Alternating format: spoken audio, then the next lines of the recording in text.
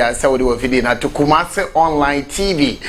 TV ba kwa inshira nkwa na ewo mu sa wo hwa megidi se twedi ampo nyankopon hotesro no odi inshira no be fa kasafoni so na wonso ba bia wo bia no sa ka midin edi kofi poku ene ampa e bedwa isanse nyame adifo ewa ha na emu ba ko edi e wo kasa utimu sa ampa nyame de sa adom a chede ne de adom no a ewe ebrai ba bibia wo bia o hawo dagene amane su kwadana aya wade bia wo fam bia na nyankopon de ho safo de amano a ode eje adasa ma wo wiase nti odi ade se obeben wa fidie no wa share akopim se dwumade ne bekwa wi na megidi se wo so de no onsa emeka asafo am no ma share na dey Christ Power Outreach International me pacho omo wo Ghana Kumasi Bronu bi efe ne Atonsu Ginyase pacho du Atonsu Ginyase also pe Matthias Junction baby afita for no won na chipe na asafo ewo na nyame nim ne krani enioma hodo anyakopo ye no asafo nim no mia de bia du wa me ba manum na enye obia se odifo wise man dan so dodo na fa ne wise man de bia me ka se edin wise man no e wa se kire sanse nyakopo na nkasa na afri so de ne nsa to no so de enhira ene nyansa semka ariato ne so a ode dia da sama wise man. Well, go and yes, I'm good too. Baby, I don't premo who say ya wada be bantemo yet because the nya we will be on China or this item the end of the mammy.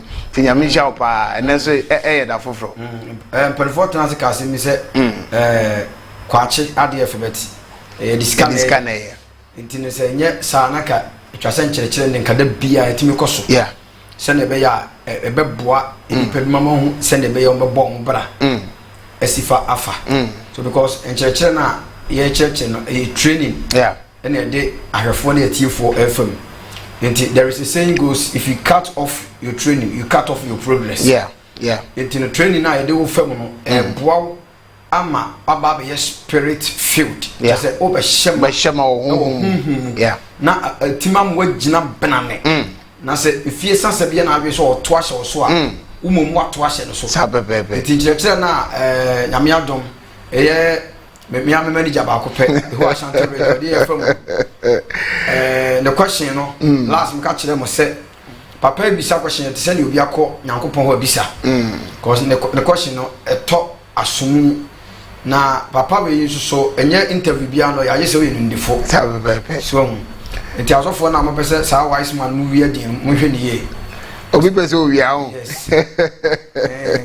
ya mfama no wa fa prince wa mfama wa abu a otumi nye sabebe opani yankopon hira wa je yankopon asem ho chiame na wo je nyame asem ho ababa yankopon hira na o ma ne wuye bia no enkoye merasipi wise man na wo te ne nka no edini nyina de wise man god down so na wise man ne etitire pa me pese da wa no na wo kan wo de wo hwe dwumade eguzu a ye be kan sem bia kyewo so wo pese wo ne wo ti nyame asem ase na wo be nyame akwa de bia ye kan wo hwe kasafoni ni so a numbers bigu so ye kwa ye be kan wo asem akyewo na wo nso so wo hunu se ne wo so be ya wo nkwaje no wo nsa betumi aka na papa e ka se be no kwa se mesrew we keni kwa se mesre nso wo se mesrew efri se so wo pese encheche we ekoso ewo Kumasi online TV so na de bia odi wadi hwe bia brayem wa ode kakra bia wo bia no fabo a wo so de support adwuma yi aye nyame adwuma amana tumpo na bigidi ye said yo ma odifo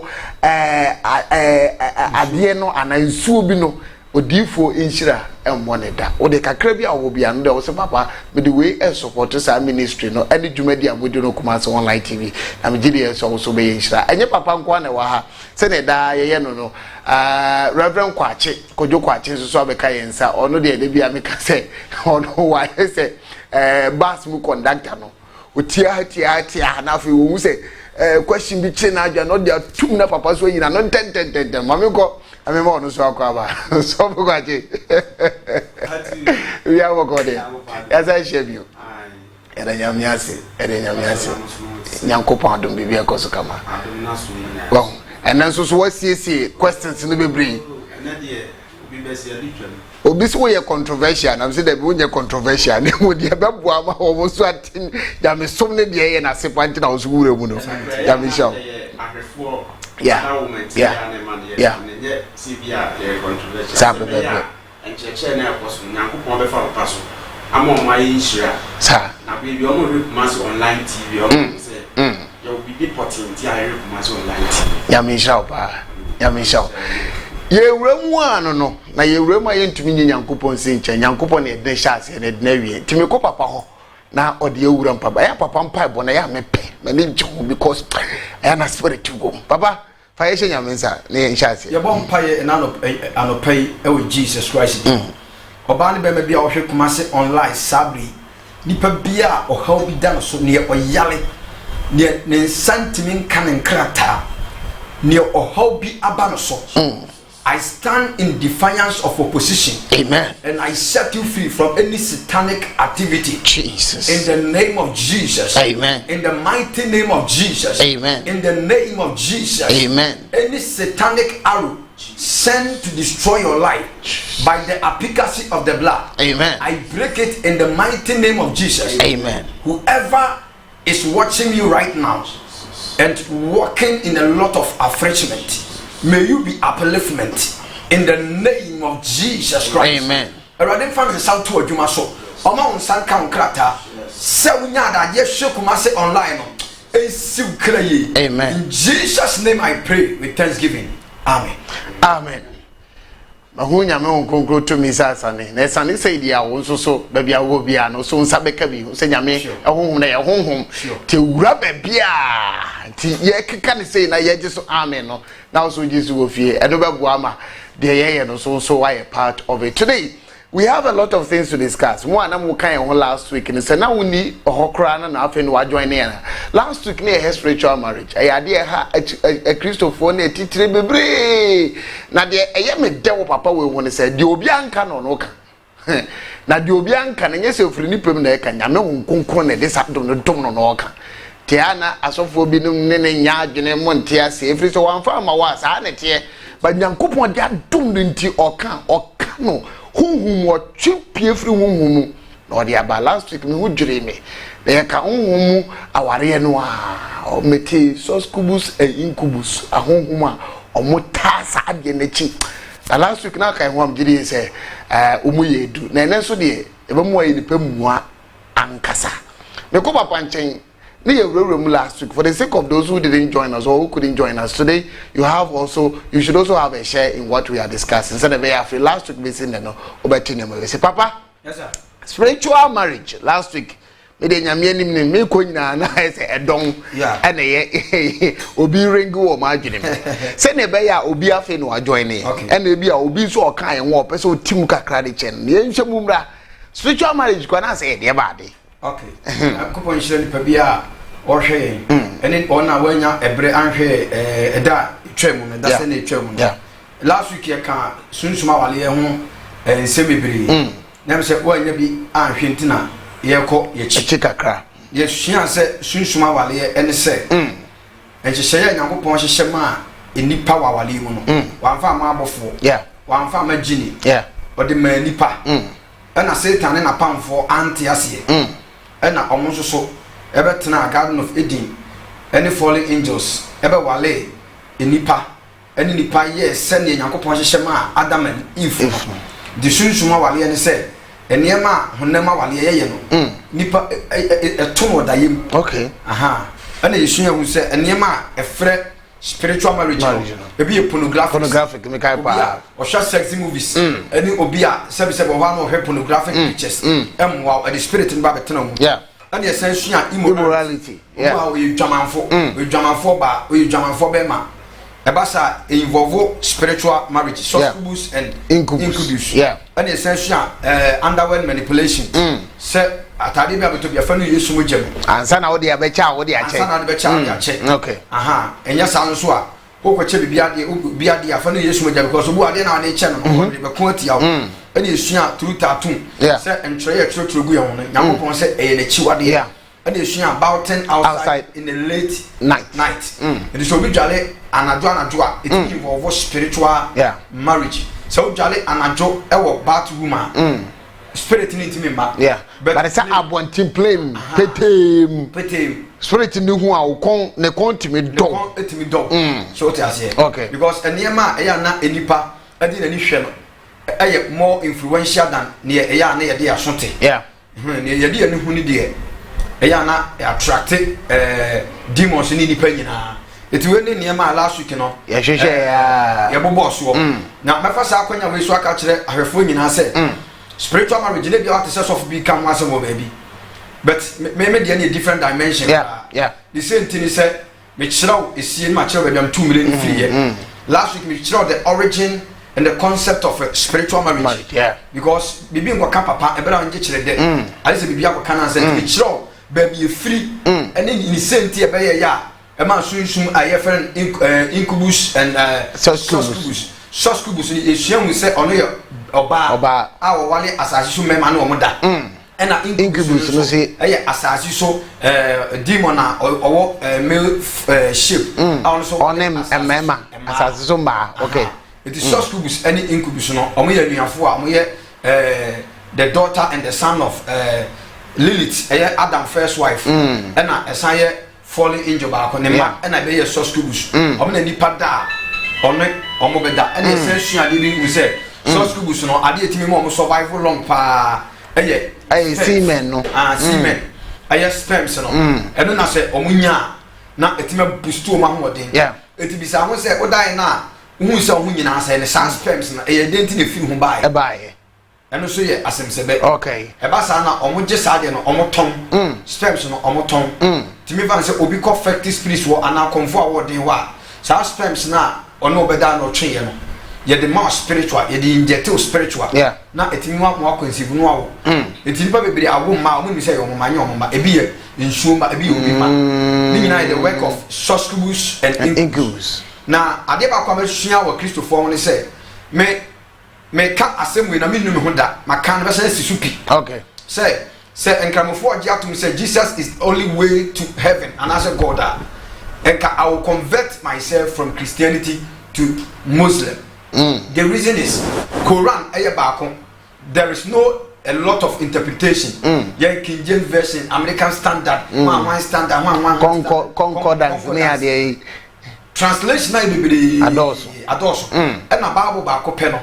Apart from say Ahmadiyya ne you can say the other a tribe or Muslim I'm saying two pe so but the Christopher Assemblies of God for GDNko we GDNko ba ko bia mo ya impo de ompo de ensamafo asole ensamafo na no grade ba ko bia me hwe no TV so mo say me answer me pa do so no say Yesu about say asole say what Tanzania so den omo worship nipa na odi anim because omo nim say Yesu ka say obeba ono ani nipa no a oda asole na no na ono na ehwa asole that is the first doctrine what you say the Bible ba ko pen there has been a lot of interpretation why there have been a lot of strife and where there is confusion there is no God okay because God is the author of peace and Satan is the author of all confusion there have been a lot of confusion in Christianity so God has vanished in our midst okay it is why we no kure no a we kan kire nipa no onu bu so ye okot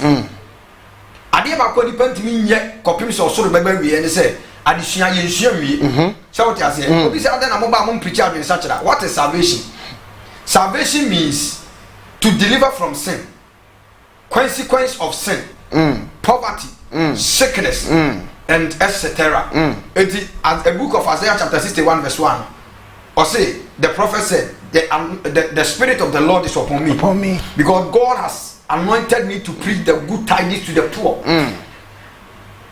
what you say good tidings to the poor so salvation simply means to be delivered from sin and consequence of sin poverty sickness and etc so when you become a Christian and you become poor it disqualifies you as a Christian and that is also part of the consequences of sin yes okay so what I say and you know Christians should understand as said ya metna hantum futuro engu ni pabiani whatever we are saying here no we are saying to help you we are saying to equip you to to stand for God okay but we are not here to throw dust into anybody's what I say Matias pa ni ase betu futuro de go bia ni ye kire wade a kwasi broni dia hinta Bible numa unnim a ye hu a nyame bia ni ye hu ade kire na papa adesua enough for mo say obi devote the time aka se Nyankopon che ne ntase nkyere no na wontumi mfa bi mfa ma adasa man enough etire bia me ka se ne nkofo ka se kwasi bro ni see if you want to hide something from an African as a black man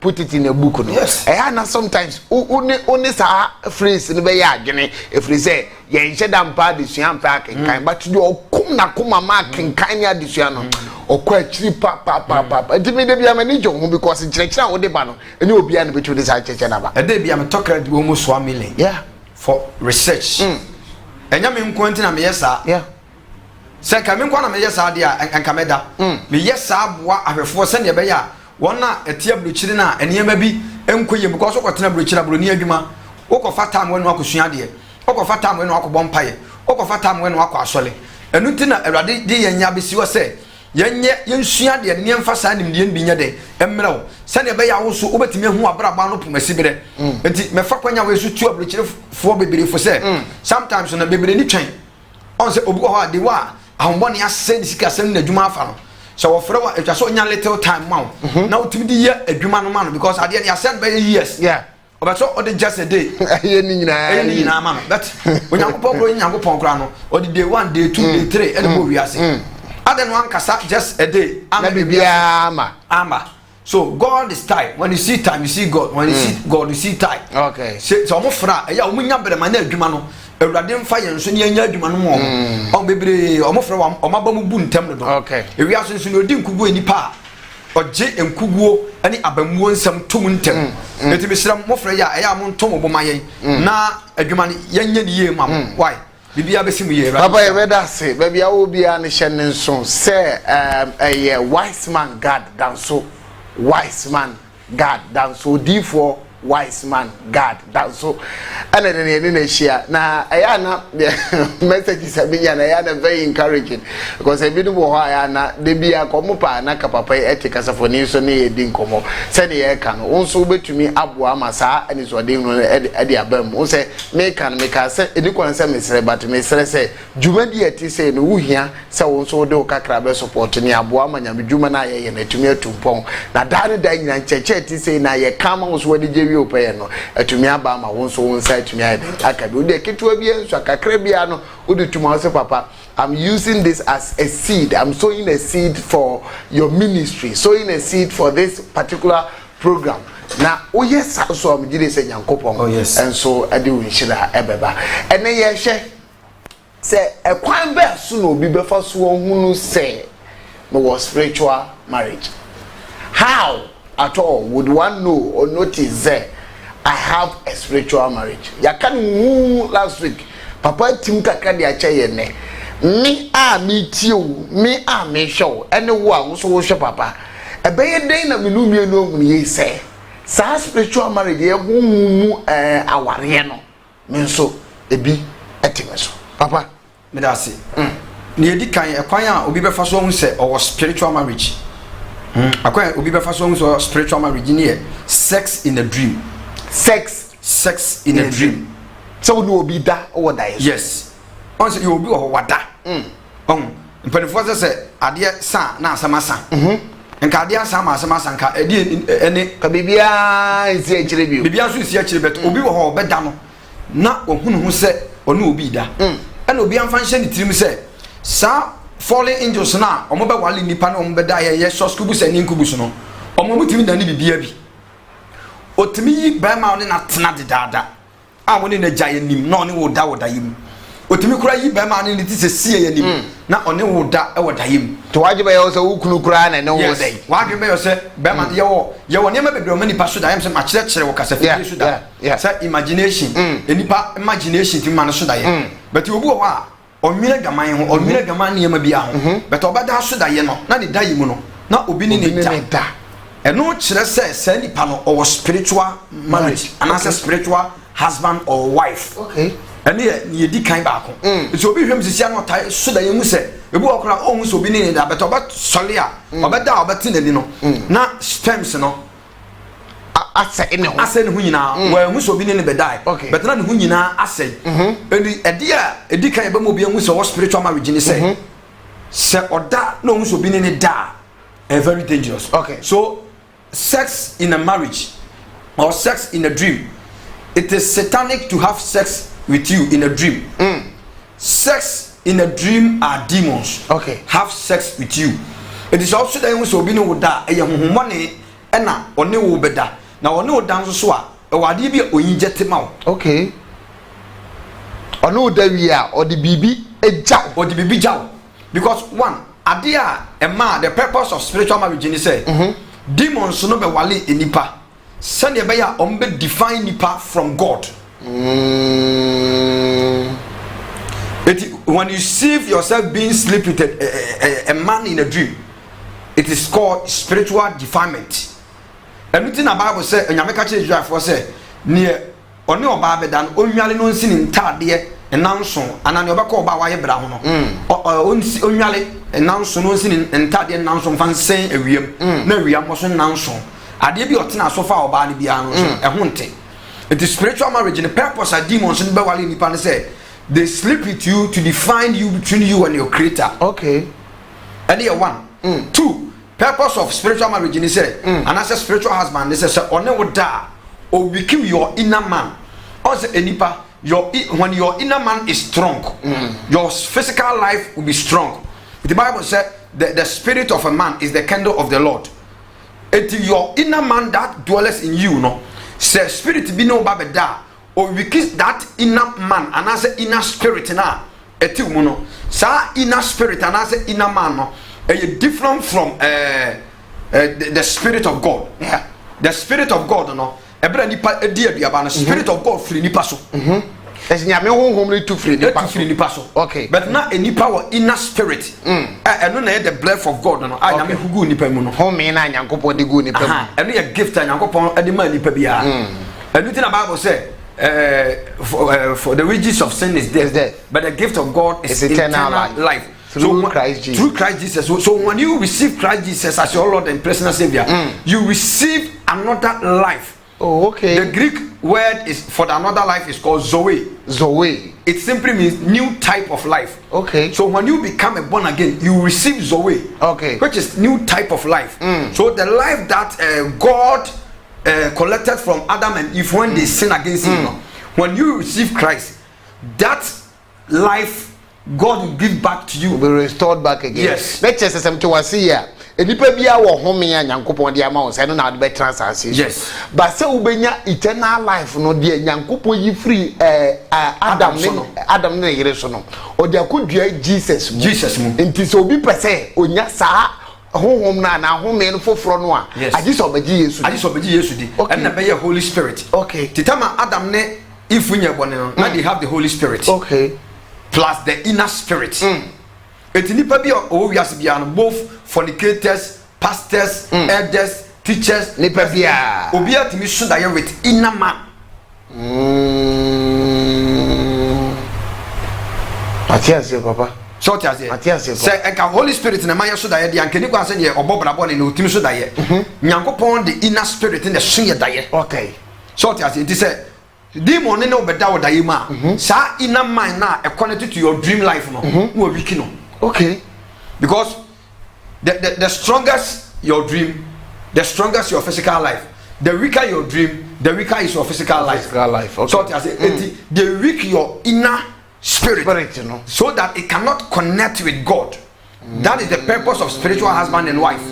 Ti sa yonkofa na sa wo honhom ne nyankopon honhom na e won because wa kan ba bi kra say mo honhom ne nyankopon mu di adanse ese mo nyankopon ti sa honhom no oba mu oba break no. Yes. Na ma sa connection na ne nyankopon no. Yes. Free. It is a demon no ba beda sa connection no. O ti free nyankopon. The demon will alienate you from God. He will separate you from God. Okay. And the demon will put his spirit into you. Okay. 1 Corinthians chapter 3 verse 16. Let's read it. 1 Corinthians chapter 3 verse 16. Now mention what there. 1 Corinthians chapter 3 verse 16. 1 Corinthians chapter 3. Eti nipa bia spirit nene ne ba beda no. Spirit in the defines any pan spirit in a man na tini mu no. Eti obi also be so da ne menkai. Also da be ten on kai mu ba kokora because the spirit has defined your inner man. Let's read 1 Corinthians chapter 3 verse 16. Verse 60. Yanko. Pacho say 16 they say Munim se muye Nyankopon sore dan. Eti nipa bia ye Nyankopon asole dan. Na Nyankopon hum etimumu. Eti Nyankopon hum tinimu we Paul e kasa kire agidifo. Nyame hum etimumu. Okay. Yanko. Se obi esei Nyankopon sore dan a. Se obi sei Nyankopon asole dan a. Sei e na Nyankopon be sei no. Sei na Nyankopon so be sei. Efise nipa na sei na asole dan. Yanko. Efrise Nyankopon asole dan hote. Efise Nyankopon asole dan hote. Na ene mo ara. Na Nyankopon asole dan ne wa. Okay. Eti no Nyankopon de ina man no e ma nipa. As a temple place. Okay. And the Holy Spirit ma nipa as the temple empowerment. Okay. And you be no Holy Spirit, but obi our inner spirit. But the demon no be that inner spirit na connected to God no. Not what wicked spirit no. Okay. Afi near demon be so be about straight. Because inner spirit na kwa is a phone protector. Ya ya phone ya use bia. Yes. Protector na ya na etare ani no. Se na be ya hwe wa enka phone. Yes. It always be an Satan say inner man is stronger untimi men. Okay. But until say obetimi aben usisa nipa no. I just say inner man na eye jam. Odum na ansa. Ti ono da a form of say o wiki sa inner man na tiw mu no. Okay. So what I say, what the Bible say, or say he that breaketh a wall, a serpent will bite him, and he that throws a wall, a stone into a wall, shall come back unto him. Okay. He that breaketh a wall. So when your wall is being broken, the devil will have the access to attack you. Say the ball who by any obi. Yes. Or see that breaketh a wall, a serpent will attack him. Okay. The serpent refer to Satan. Satan. So moment the wall that has been surrendered you is broken. Your life will become like a city without a wall. Okay. So the inner man Satan know that o wiki sade no. Or the define. Also onyankopon efi won ho a o men. Yeah. Papa bia Jesus san ya de na falasifo asofo ka kire nse ne o sa ya de no. O ye de boeni. According to 1 John chapter 9 verse 31. Papa ne se me de minim se nyankopon ontie abonefo. Papa ne kan. Papa ne ka kire falasifo ne se mo se ne o sa me ya de ne de boeni. But me so mon come Bible ni yenim se kan say yenim se nyankopon ontie di boyefo. Proverbs 15:29 say he that forbidden his ears from my word, even his prayers are abomination. Yo yi na so free me mratim empa boy achiwade enti so o wiki spirit na sa inner mind na e kwa be down eti yale no dey ba straight no dey aba amane no dey ba straight no dey aba ewo no dey ba straight no dey aba so what I say eti until say Adam and Eve be dey aba na shield bi woni pa ho Holy Spirit plus inner man it live within the Satan sa dey no wo enipa ho na ontimi me nipa. Okay. The Satan you shoot diabolos. Diabolo is the Greek word for serpent. Oko diabolos and now you shoot one voice and deceive oba. The moment oba ne ka bia ba no di ye no pe and as I say the dum ye. It was on the Satan be nya access. Protect and protect no. Eni obi the phone no ba ho a screen be papai. Asantefo wa asem bia o ka ni motu. So wa sole ni dua so. Wa ye hwirihwiri. Ye ka so bia hwirihwiri na se nipa no okwa afafa che se wa ye ahodi bia ni mu bi. Okay. Mati asia pa. Before said Dalila ebetimi awiki Samson no. I just say onya mystery behind his DNA. Okay. Eti ododo na hu se waka na koma masema kire no. And odi na chiwade ye ka no. Odi na chiwade ye ka na ape na strength and the spirit of might. And what didn't know something, you find the spirit of might. Just a tumia, ye dear near ma, a yet a more near man. Or did a creature what ye can't pay. And I protector, you know, a free the doom. Tis something Casim say, maybe Boffilis if was your phones a cannon. And so not with names are more than a free no call. It's a spirit in your choir who never die. Or we keep in a man. Afe enhyira Nyankopon ade ball no o ma san hyira ne abolish. Okay.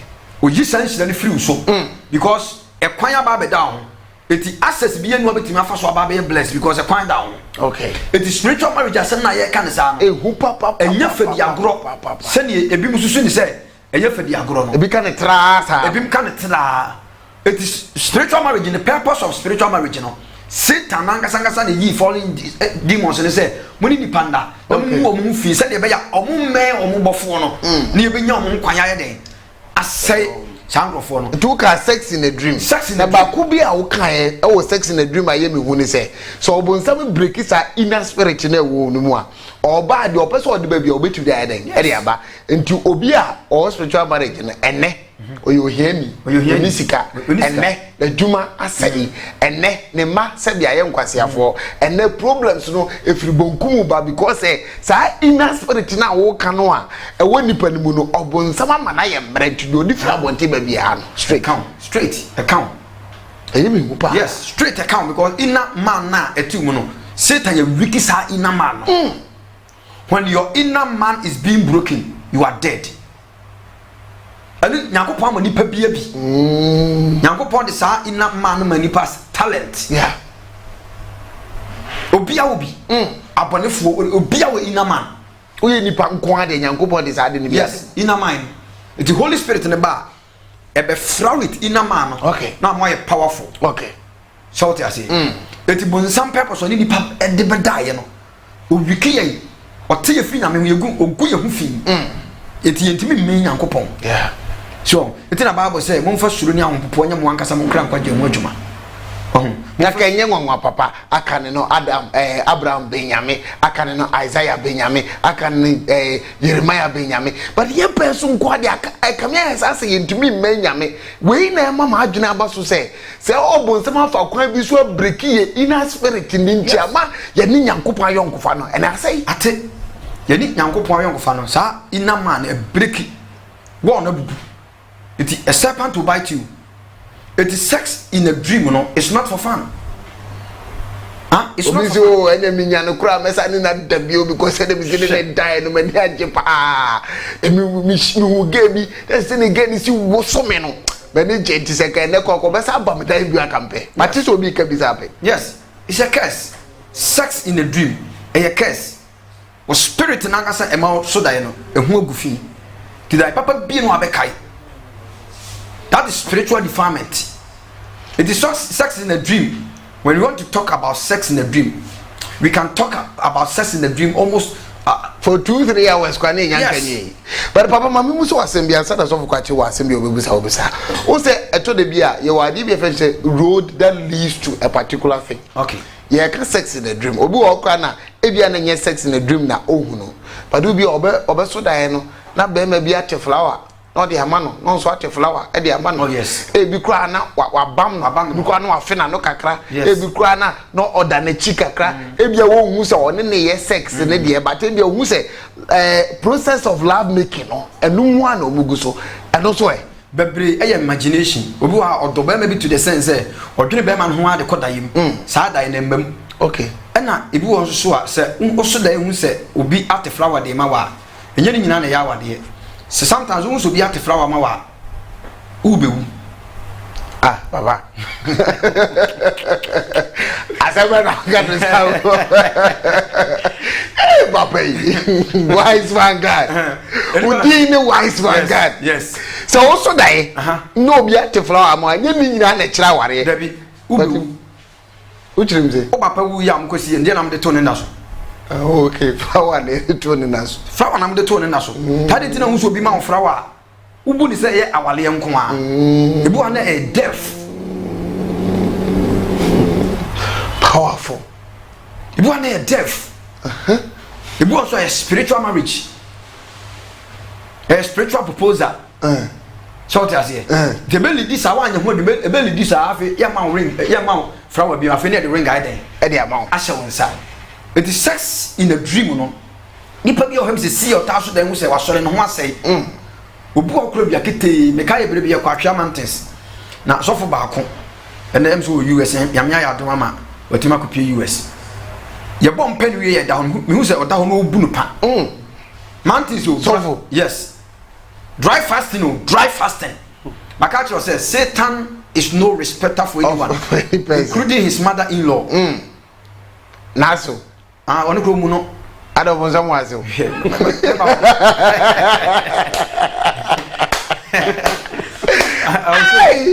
Obon sam waso pa. Shout ya say.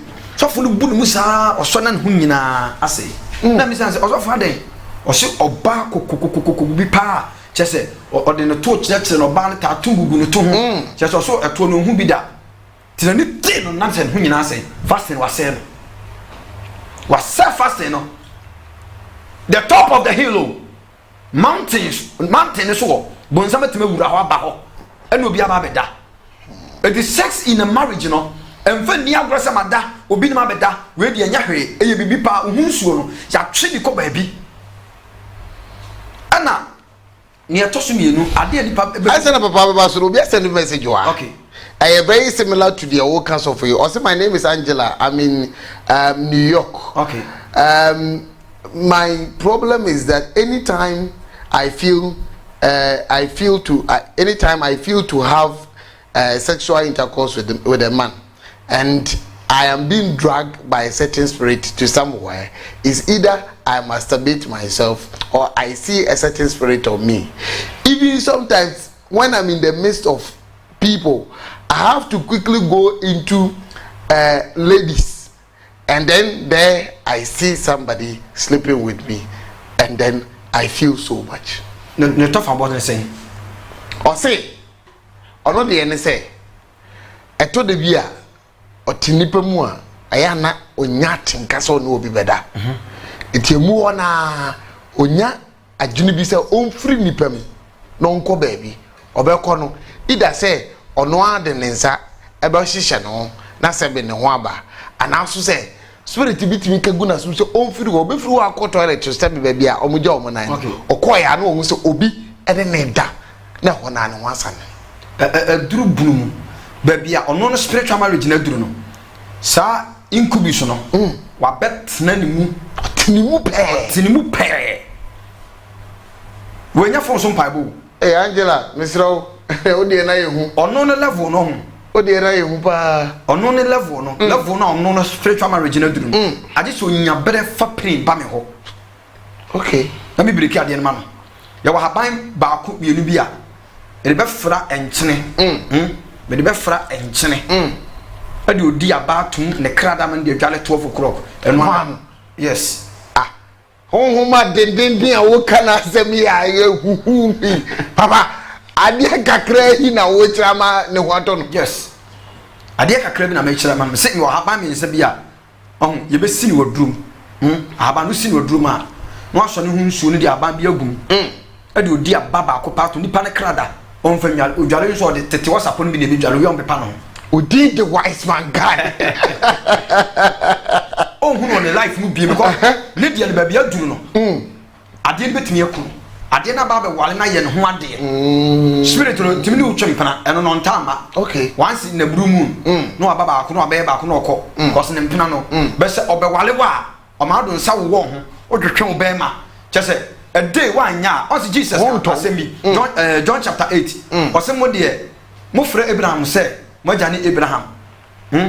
Now, when him say, Mojani Bonsam, Nanya, Najani Bonsam, or Yabon Sama Pedia. It is a spirit in Bewalewa, always be just so yana Pedia. At the man, so I am a Pedia man over Tomento, all my home told that. It will be a drug dealer, will be a drug addict. Drug addict. So a day when you are because at the end of the night, okay, Aqua Biana just a day be an acquired the Juma win the duty. Obianum sat through papa, much.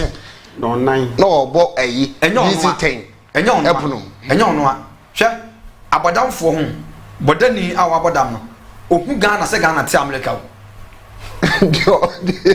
Your Abadam, who's a Ghana? Who's a Ghana? Is saying, and I know who are your normal, who is said what Wabba, okay. So people that my idea didn't go to maybe a new fan who didn't gentle, who didn't know who you now. Or no, a meat pie, I feel like you're free. Nice one. Hot fun. Short in amateur. It is spirituality, no. As of no more may now, but now, because if you saw no more to papas, no more may on once, and no more than from school. Because spiritual, soon some can, young cannon, you can't name. Or so for but not even so a year, Obia Yamanati. And no come once, but maybe a name. And in here, Matti, and a bit do one dance here. But that's it.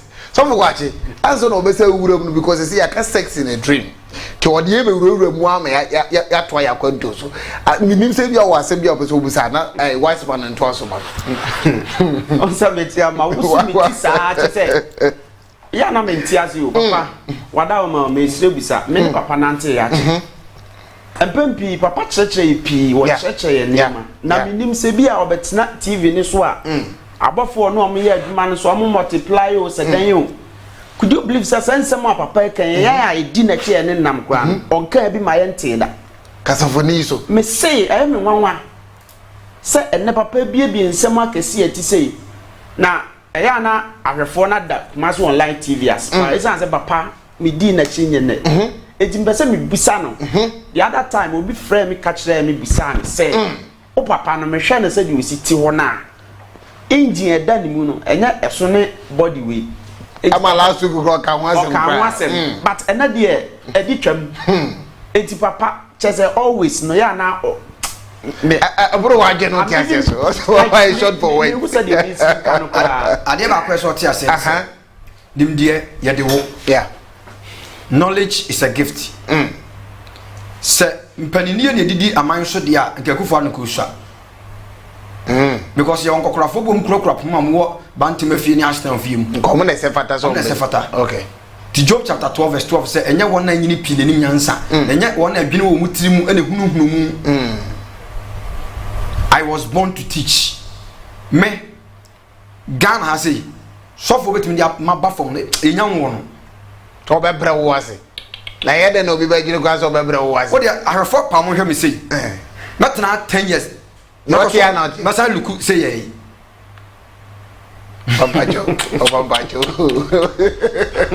Babajo ubedidi pa o say ubedidi your helps bi wo ha on senipa nyame bi oni na owe owe no krada san recreative okay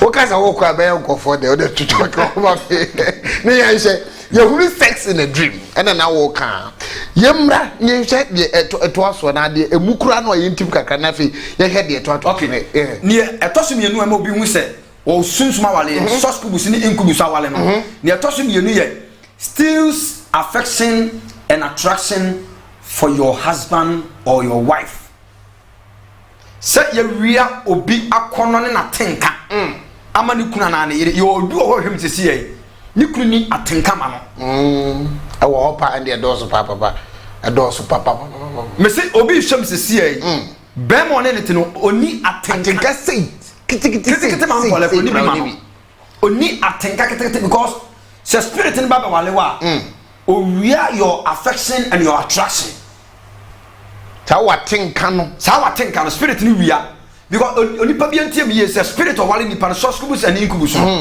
oba ni be me bie ni asase so betima ene wadam na ko ho that say spirit no as spirit ni de ni modu na eya isusu chen unsa make a come to me unka eya yi chen wa ukura na ire de spirit ni de no ono de na ko say yima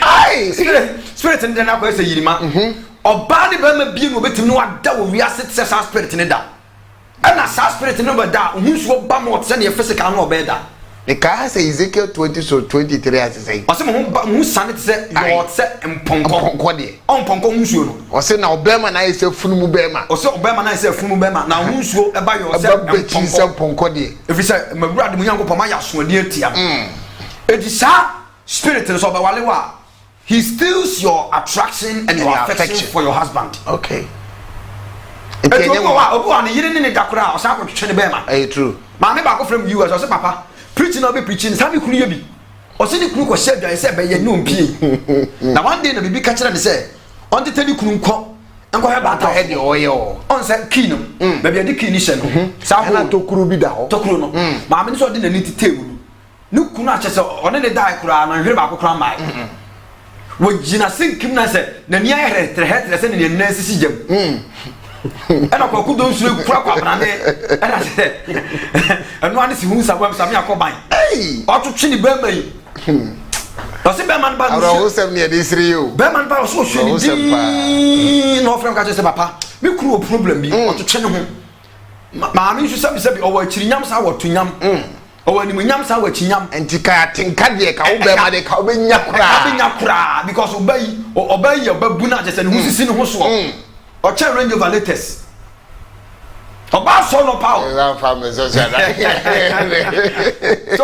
oba so no pa on ne da 30 minutes gram mile so akoduna bata so no twetwe ne ma se spirit no so skubus and incubus ne be wale wa opa mo ba no enase be ma ne enase enya ne de age so de ade aye den awo no on de ade awo no se wanfa de awo no ho ama ne ho nsane a be opani e obu okura mpa age so de katrema ekonase e mema mu hweme mu tie biye pa se wo ye be ma se sie na ohwem se sie ya awrade asem se o man di ma no fafa ne di mini efi se mani nso ma ye yi ne fi se ma no akum ya ka se bibia kuma ho che se tumi nya den there is no power in your tongue or say out of the mouth of slothful have I ordained power and authority to resist the devil e mo fra ne kokko no nam di tumi ni awode ahye some fanka motamfo reto for na no nya den entum the reason why ya o come on some ntuma ento ne say wano no akum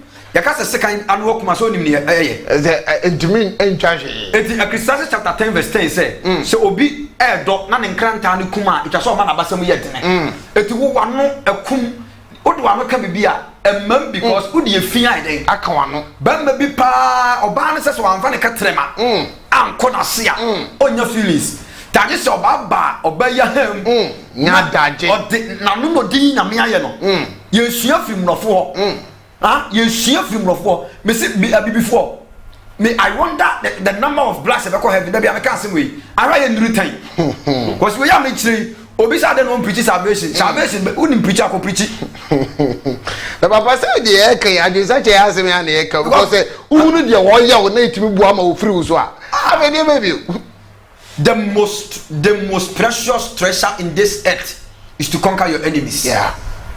Ade so mu wi ase fan so be di watam. I side with you. Eti obetimi twetwe ne ba ma bra oba wo ho ba ma ho ne be da. Na opani me na not tell me. No kunti hene. Ba ma bi wo ho ase spirit no be wale o sa etimi ma ba ma no kra ketwa. Me wa duro bi wo ho. I don't want to go there. Opani Papa, I don't hear it's wrong. Man, it's wrong because I had a home the person bad attitude. The right to the man. I pass a go for because spirit no one on my Bama back to one. Yeah. Oben drew we as be Alabama no enya kese da. Ka obi wiem se sie because of spiritual marriage no. Ne Bama aka se crayon. Aka crayon I said chalk na aso bu na osade atro ma na hino. Pencil na ya na essence. Yes, yes. Adana akura bi dia hu ye wo so say no. Aka crayon aka take the man pole ni aka crayon 1 inches 1 inch crowd 1 inch crowd nya spirit no be da wo yo ba otimi man vagina cancer mama bebere nya prostrate because of spiritual marriage baby center ban wa kondo hospitals a wodo nya center ne opani minimum bia pampan akwatena US okasa untimi ntina ha enya migraine o bibia ni trim wa kokora me ya diagnose na bibia so still na obani ma bia ewrade ka se me fan kire akwan kire de wade ewrade sa fanunum kakra na fa anka twade kakra bi so na fa son midnight eno ano no Udin the wise man God. Obani so tene me kina What you say? The spiritual marriage na ye ka ho asem no it's not for fun, it's not for joke. Yeah. Uhu bema ketua bi so gina na oyi ni bema kira ha beto nwuram but obi so bema tenten gram mo pa otu so we die oye bema mu a so de sha da kam ye because car ni engine kira the grand shaft sanity but obi ha ni engine no Papa die what they are all some ya all some asem na ye kan sa no utu se bia ye sere bi e banta eboa because there are problems also I dey say between my problems na conform kakra dey nyina abo but shey so say asem na ye kan it's not a joke at all.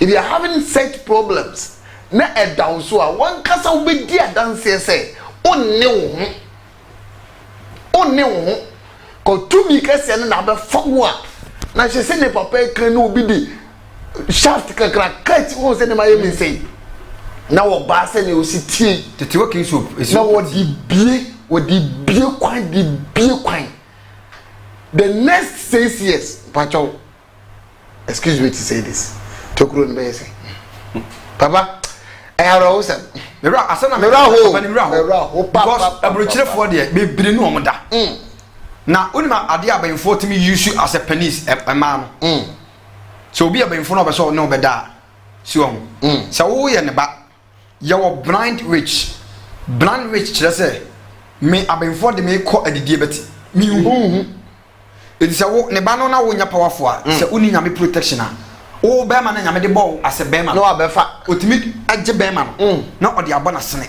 na ode ene ono ane ba anani nua na nabusu ne bi di ada eti wo be ma no physical no so san de brewa tambia na e week to bi hwem sisi yi wadi fie bebre beti ne be ma da so ye adwuma obi so hwem oni ba bia beti be ma ye week why because spiritual marriage no obi timi fa wo be ma ne e de koye sex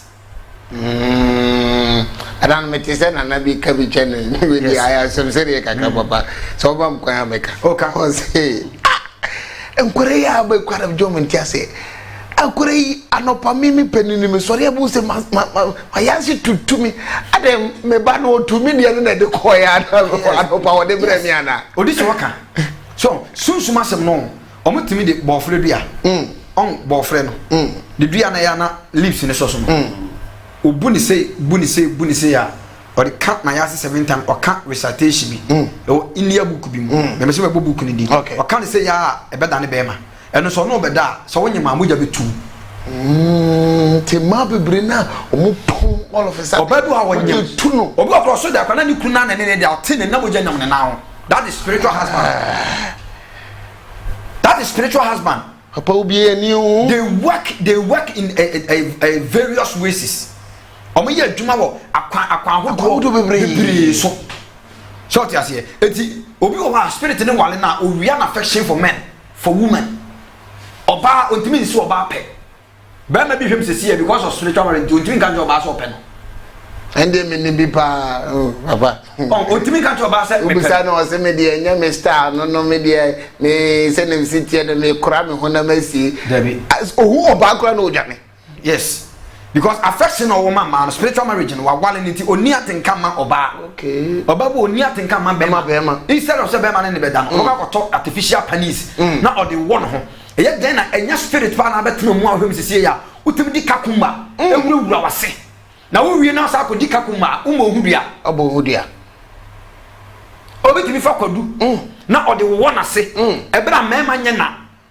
wo wie na ko di kwadu ana fruta umo hudua obi kura de ode ahye na sekro timi hane o ti ase because edua bia wo bia so aba bia no e spirit yeah na wo di kakuma pe wo wase obi so no fu sei obi timi hwe fuma na ne ho asane nsuo de gu fom no demon no fa se nyame ya adom na sa owo mma ba wiase a o ma ne nyina ba vagabond ombe ya swording for ma because your sperms has been connected with demons. Hey,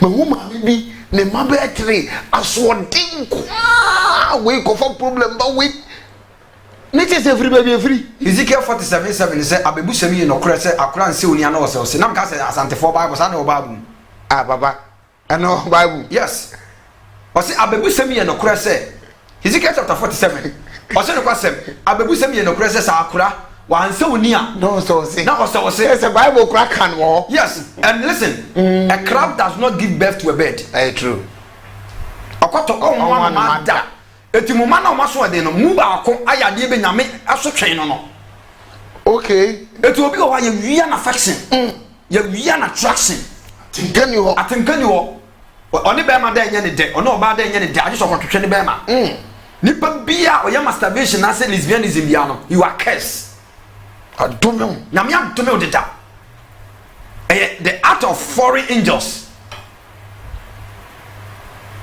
che oni na manfo a imagine nyama o mutiri mo ho ba oba bi hwem sisi spirit na wale so ne kunu da o ka ne ma bebre ansa na my boyfriend oh yes obetimi imagine no for my girlfriend ka no awa akiri ansa na no beba ansa na no be sane edo pani enipa bebre wiase sisi omo hwem ya demons na wi omo affection omo ni atenka Asafoni Christ Power Outreach Ministry International your Kumasi wo Ghana e be friend atosu ginyase bacho Matthias Junction e ho ne wo Peter mu ho na chipe na sori ne wo o de yafo ani bra be hwe de e koso fo wani bra be hwe de e koso asori keke fo wani bra na bo se Nyankopon ne nsa wa maso wi ebrem no e wo ba bia making Christ Power Outreach Ministry International. So go ati emre de ya ebe na to question bo papa na fe yenko so ne papa ne o ti kara ya na me hokura wo so. In fact no wonder papa sabri obi hwe obi bisa se ensema papa e kan nyina no kre na me sansema papa e kan me nya bi me hu bi om life mu da enti obi bebusa se be den na bi ade ameye no me suma wo se sade we ya me ya na sade we me ya it was spiritual marriage. Ebia de papa ka bedru se yenkanwie we ye ba ko ni mienu ni abobo so eti ebia ba ko ni mienu no wo nya bi wonya mu bia enti wono so be dan no hu se me kra me yese ya like me was spiritual marriage and mbot mienu bi so yem na so kopa o de o be entente mama number 3 no or it gives you hatred for your husband or wife. Se spirit ne baba wale obi a ye betima di adanse ma nipa na hu se or spiritual marriage ni se ni kunya no hwe all of a sudden on penani ma hwe ne yiri nya no hwe all of a sudden on penani ma hwe wa baba nya hatred for the wife. Okay, wa baba nya hatred for the husband kunu nya wo hwe all of a sudden yiri nya wo hwe afi all of a sudden wo say ne hu ye we hi obe wo so mu na opete ho ase go nya obi e wo so obe hu e ko so ofie pa baba sa be man no spiritual marriage. Okay, be ma ase one ne yiri te wa all of a sudden na atiti wa change wa one ne yiri ne maso abufu bia be wura me bulu bia nya ne hwe or spiritual marriage a sign of spiritual marriage. Okay, obabu won so ne be ma te be ma no be hwe na kama car efie rent obetua na apartment obetua ne monthly bills nyina ama no na all of a sudden na be man hu ye na hi ofren kro omfa sa oba no or spiritual marriage spirit ne kan ho sa na enipa mo ben nyina obi ahu ye na hi eye ne wow so for that video o so what TV ya se wa asam no we dem dey asam asie papa and say Tuesday no papa tena ase ana we council iti ohin pon bi pa ba papa wa na o council room a papa ye den o papa office on ndi nkomonti one lady no so wo pentema kwa adwuma iti kamema ni hu papa ansa no akọ na nso da bi papa aye busy ohin pon bi wo ne nchen e no se papa ene me sro ma me mfa me nkra enyawo se ohin ne kọ na se papa ye ready o ye free kakra ka che se mi kunu menya ne boni bia o kwa adwuma o yiska to o kama obeba na masiesie na chikama dope bia me ye enso wo mpa mani ahwe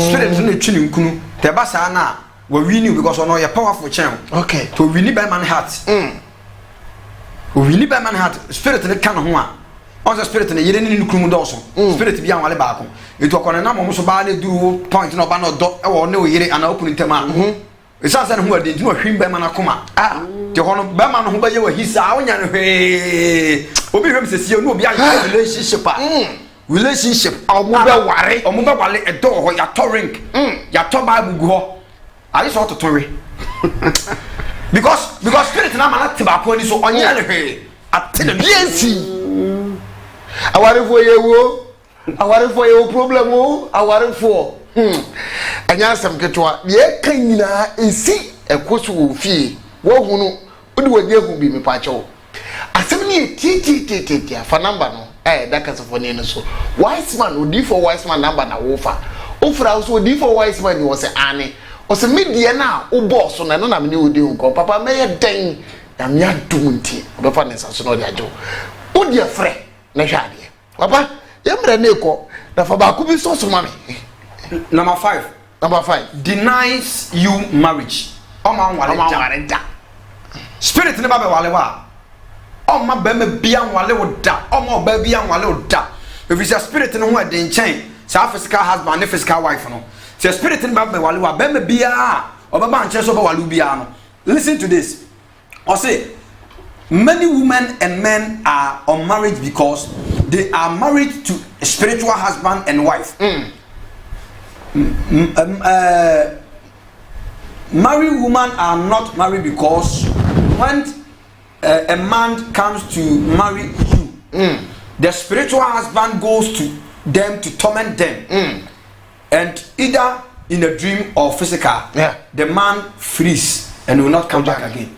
Ebisi wo baby ana metimre bi man bia na ono baby ba be ware akaka krem na o ma ware be ma no so oda ho ohunu se obi ni ne ko oda obuoni tu e ba ni so ode ye ko na moja ebani oba be ma bi kura pe so wale oba bi sisi a ne ka sei oba ne dai mu no oda so dai mo oba afoforo be ka chen se he abrante na oda ne nchen no me kunu no the man warning obisa be man no physical tin na obisa be man no be man so bia se ni ho gigi spirit na amantokwa eden it's a spirit in ba be wale wa he denies you marriage omo bi wale it obi hwem se sie osum nyame otinyam soma se up to this date be ma bia wale if you say spiritual husband no wale no o twe ne hu ne nkunu ti be man ne be ba no apam no oba ne be ba apam no tam ya no akreti entokwa. If you can spiritual marriage, Papa, to be continue. Okay, to be continue. I understand. To be continue. So we got you every day. Simba tete be you no say yanko. Because said he agree there chia. Yanko. The America chair phone na o my lucky. Say yanko pon awie yemre. Why odi for wise man. The ama arefo. Na wa problem bia na da bia meka. Minim no adosu. This is the time. Wamane no Nyankopon adom. True Udifo wise man. It will be try. Nti arefo amwe kumase online na why lucky. We dey me boru obi nwum because why lucky. Mu nyina mu try yi. Nti numbers no ene TV nani. Fabi na fra modern a problem bia wo bia fru onanko kromo ekosi utiri so. Papa o se Nyankopon adom. Yamisho papa yewie asema wo kan obompa ya tatu na ise de djubede na baby omo mo hwe me nyina Nyankopon enhyira ni pa bia o hwe me sam pempremu na me wonkrofo bi ho mo da makoma so na sam krofo no asamata of fact ni nyom ho mpa boboda ade so omumum ne betima san afiri mechi ne edi kan eye Jerry o USA baby a Jerry obia no e penasem pa Jerry Nyankopon enhyira Jerry pa ana Steven enso hwe me Steven ono so da makoma so pa che se mini no agro kra ono so USA Steven so USA Nyankopon enhyira Mr Steven ana me ankasa me best friend pa me penasem pa papa we die me penasem pa friend Mr Asante o Germany erade enhyira Mr Asante pa ana me baba akonso e friend Nana ofikofodua o da makoma so pa Nana so Onyankopon enhyira no ana Cynthia so Onyankopon enhyira Cynthia ono so o Germany ana afi mia me ba we de mia na msesan ne din man because ne din ne da no so nye me frɛ no princess ono so Onyankopon enhyira ene madofo nyina e bia na mantimi amodi na nkyerɛ sɛ emre no nti na ye keka ne sɛ nti obi a papa oda na koma so bia de nyamishira Nyankopon enhyira o nyina papa yemre na ibre ti bompa ye man na yemre bompa man ni pa bia o hwe sesie kumase online ahwefo nyamishira wow yale erade enka ho erade emla onsira bem Jesus to me bia ne wo kradi esi ma domino amen spirit bia ne wo kradi esi ma domino amen succubus and incubus bia wo tackle by the reason of the blood I curse them in the name of Jesus amen wow yale erade saw ya de Jesus wow nkrata semwa de erade mie kwan ma wow wale ho ya den erade mie kwan ma